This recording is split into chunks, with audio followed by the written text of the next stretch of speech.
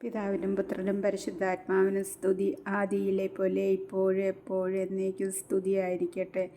കർത്താവായ ദൈവമേ, പ്രഭാതം മുതൽ ഈ രാത്രിയുടെ യാമം വരെ ഞങ്ങളെയും ഞങ്ങളുടെ മക്കളെയും കുഞ്ഞുമക്കളെയും ഞങ്ങളുടെ സഹോദരങ്ങളെയും മക്കളെയും കുഞ്ഞുമക്കളെയും കർത്താവെ ഞാൻ ഓർത്ത് പ്രാർത്ഥിക്കുന്നവരെയും കർത്താവെ ദൈവമക്കളെ എല്ലാവരെയും അവിടുത്തെ പരിപാലനയിൽ കാത്തു പരിപാലിച്ച് ദൈവം ഞങ്ങൾക്ക് ആവശ്യമായതൊക്കെയും തന്ന് അനുഗ്രഹിച്ച് ദൈവമേ ആത്മീയതയിൽ കൂടുതലായി അങ്ങേ പക്കലായിരിക്കാനും ദൈവം നൽകിയ നന്മകളെ ഓർത്ത് സ്തുതിക്കുന്നപ്പ നന്ദിയോടുകൂടി സ്തുതിക്കുന്ന നാഥ വാഴ്ത്തുന്നു.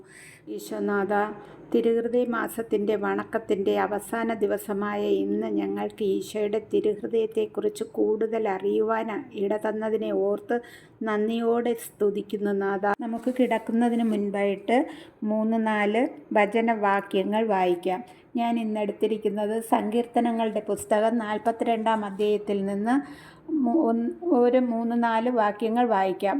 നീർച്ചാൽ തേടുന്ന മാൻപേടയെപ്പോലെ ദൈവമേ, എൻ്റെ ഹൃദയം അങ്ങയെ തേടുന്നു. എൻ്റെ ഹൃദയം ദൈവത്തിനായി ദാഹിക്കുന്നു, ജീവിക്കുന്ന ദൈവത്തിനു വേണ്ടി തന്നെ. എപ്പോഴാണ് എനിക്ക് ദൈവസന്നിധിയിലെത്തി അവിടത്തെ കാണാൻ കഴിയുക? രാപകൽ കണ്ണീർ എൻ്റെ ഭക്ഷണമായി. എവിടെ എൻ്റെ ദൈവം എന്ന് ഓരോരുത്തരും നിരന്തരം എന്നോട് ചോദിച്ചു. ജനക്കൂട്ടത്തോടൊപ്പം ഞാൻ പോയി ദേവാലയത്തിലേക്ക്. ഞാൻ അവരെ ഘോഷയാത്രയായി നയിച്ചു. ആഹ്ലാദാരവും കൃതജ്ഞതാ ഗീതങ്ങളും ഉയർന്നു. ജനം ആർത്തുല്ലസിച്ചു. ഹൃദയം പൊട്ടിക്കരയുമ്പോൾ ഞാൻ ഇതെല്ലാം ഓർക്കുന്നു. എൻ്റെ ആത്മാവെ, നീ എന്തിന് വിഷാദിക്കുന്നു? നീ എന്തിന് നെടുവേർപ്പെടുന്നു? ദൈവത്തിൽ പ്രത്യാശ വയ്ക്കുക. എൻ്റെ സഹായവും ദൈവവുമായ അവിടത്തെ ഞാൻ വീണ്ടും പുകഴ്ത്തും. ദൈവമേ, സ്തോത്രം കർത്താവേ. നമുക്കെല്ലാവർക്കും ഈ 5 വചനവാക്യങ്ങൾ പ്രാർത്ഥനയോടെ ഒരു നിമിഷം ഓർത്ത് ദൈവസന്നിധിയിൽ സമർപ്പിക്കാം. നമ്മൾ ഓരോരുത്തരും ദൈവത്തിന് വേണ്ടി കാത്തിരിക്കുന്ന ദൈവത്തിൻ്റെ മക്കളാണല്ലോ.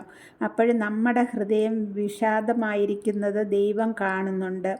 ഈ രാത്രിയിൽ നമ്മളെ ഓരോരുത്തരെയും ഈശോയുടെ പക്കലേക്ക് കൊടുക്കാം.